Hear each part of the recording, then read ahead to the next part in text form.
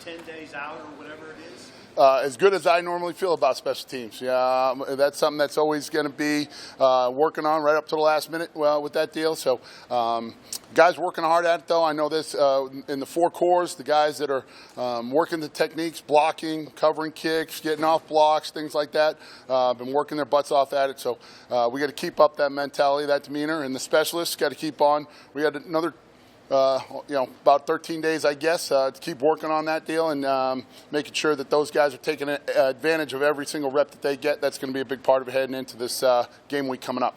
I know special teams is sometimes a spot where you can use freshmen for their 4 games and get them some experience, but how do you balance wanting to do that with also the wanting to have continuity part with the same guys up there?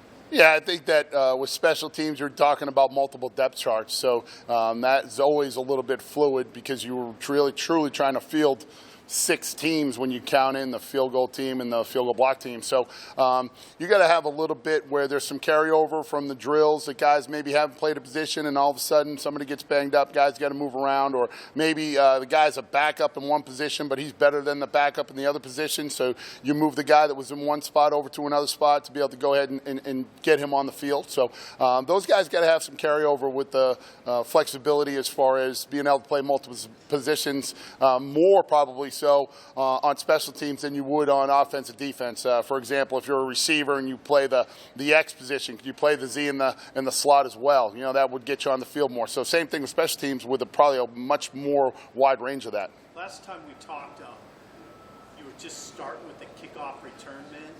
Have you narrowed that down a little bit to who might be doing that? Yeah, that's something that's continuing to take shape, and we've had a couple shots to work some guys back there. Everything from hitting a live return with guys blocking for him and running through a small area. That's a man's job right there, hitting that kickoff return, because sometimes that window you draw it up and walk through, it looks like it's about 10 yards wide. When it really happens, or when it happens in the game, you guys will notice when those big returns pop, a lot of times those guys are running through a 18-inch space where they got to hit it. So the guys have to do a nice job if we're going to be able to put them out there with that. And then also we got to be a great decision maker, especially with the change in the rules a couple years ago when that fair catch is getting out to the 25 or taking a knee gets you out there. So you got to be smart. We got to be great communication with the returner and the off returner. Got to continue to work those things out. Have you narrowed it down which guys?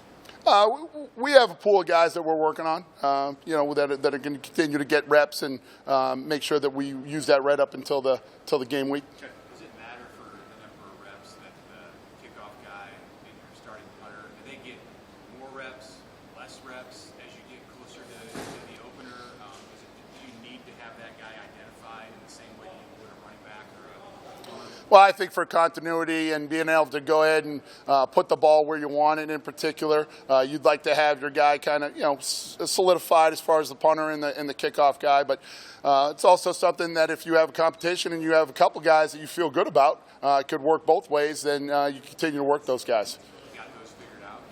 We're still working, same deal, without giving away the keys to the castle or anything like that. We're working some guys, multiple guys at both positions. And same thing, you could have somebody, steps off the curb after leaving the training table and something happens. You better have a second guy ready to go. So it's not like we're separating going, all right, hey, this is our guy and we're running with this. So we still have, that competition's been going pretty good all summer. And I think, honestly, when you have competition like that, it makes both guys better. So to be able to loosen up on that, I don't think is the right thing to do at this point. When you talk about multiple depth charts on special teams, like at this point in the fall camp, how many guys does that include? Is that 50 guys? Is that 120 guys? I wouldn't say 120, but say we have 110 in camp, and then generally the linemen, offensive and defensive linemen, don't have a huge part of it. But most of the rest of the guys on the team, maybe not the quarterbacks, obviously, but you're working. We start each day off. It's the first thing we do is have a special teams meeting. I'd say vast majority of the team is in that meeting, and at least hearing our message and getting ready to at least learn the techniques and schemes and things like that. Maybe if they're not on the 22 deep as far as that depth chart goes, say we're going over kickoff return. Well, they're still responsible for knowing, hey, this is something that a role I could fulfill. I'm a skilled guy, and I could jump out there and be on the front line of kickoff return and be able to block somebody. Guys got to know and understand where they're supposed to go and who they're supposed to block. Talk a lot about starters who want to play special teams. How about for the number twos? How important is special teams for keeping them engaged? Maybe they're not getting the snaps on offense or defense to be contributing in that way? Yeah, as far as guys that are backups on offense and defense, to me, I hope that they all want to play as much football as they can. You know, special teams, I talk about this a lot with the guys. It's probably the most pure form of football that there is.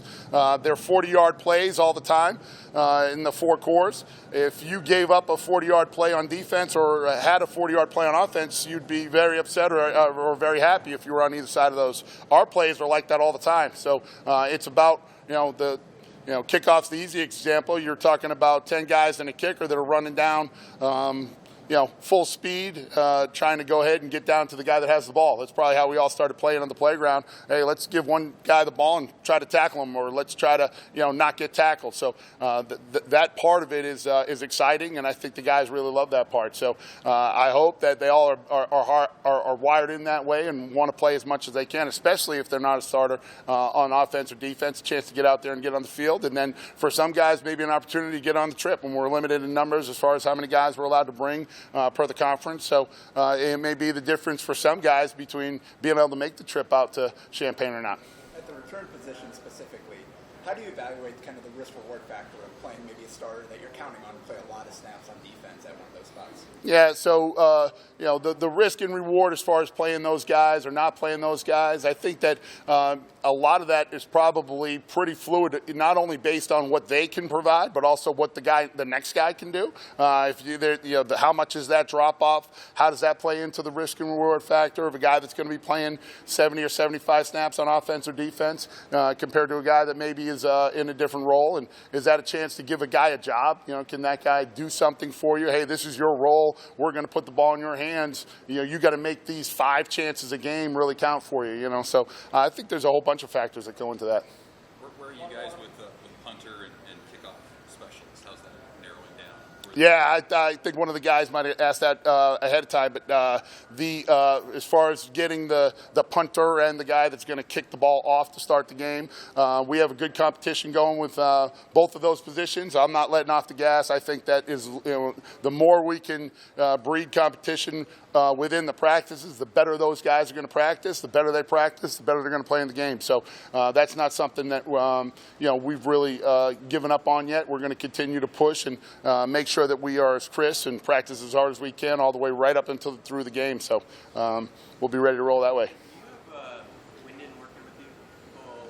Yes, I do. I know it's early for him, but how's he? Yeah, he does a good job. He's working hard, just like any new guy, freshman, coming in and really starting for the first time. And this day and age, it's a little bit different. I'm old enough to be one of those old guys that came in and it was a rookie camp or freshman camp, however you want to look at it, for a few days where you kind of got your feet wet a little bit. And for these guys now, they don't come in as a mid-year. It's freaking full speed ahead by the time that first practice rolls around. So, but he's done a great job. You guys are going to really enjoy getting to know him. He's a lot of fun, great personality, and he's doing a nice job on the field, getting stronger and getting better every single day. Just a quick follow-up. What did you like about him at outside? Because I remember thinking he was a guy who could do a lot of play all the spots. Yeah, I think all the guys that we brought in that class at linebacker, we thought at least in our building, we thought those guys could play 4 different positions really. And he's a guy that he's got a great burst coming off the edge, and we're hoping he's going to be a guy that's going to develop into a great pass rusher. All right, thanks, guys. All right, thank you, guys.